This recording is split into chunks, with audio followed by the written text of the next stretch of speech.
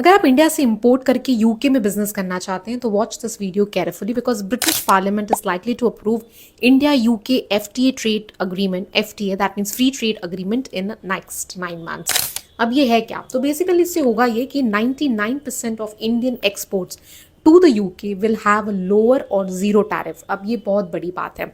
मतलब अगर आप इंडिया से यूके में एक्सपोर्ट करते हैं तो आपको कोई टैरिफ पे नहीं करना होगा, और अगर कुछ प्रोडक्ट्स पे टैरिफ होगा भी तो वो ना के बराबर होगा।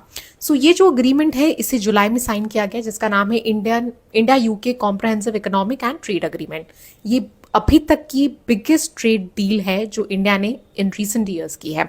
अब इससे किन सेक्टर्स को फायदा होगा वो भी हम समझते हैं। तो इसमें सेक्टर्स हैं जैसे textiles and apparel, leather and footwear, James and jewellery, engineering goods and auto components, pharmaceuticals and medical devices, electronics and software, IT services, agriculture, food processing and marine products।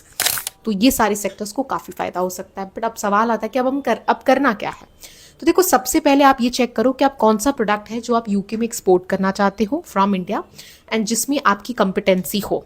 फिर आप ये देखो कि क्या उस प्रोडक्ट या सर्विस की UK में डिमांड है कि नहीं। अगर नहीं है तो क्या आप एक कैटेगरी क्रिएट कर सकते हैं, डिमांड क्रिएट कर सकते हैं कि नहीं। अगर कर सकते हैं तो आप आगे के लिए एफर्ट्स लगा सकते हो और उस बिजनेस के बारे में सोच सकते हो।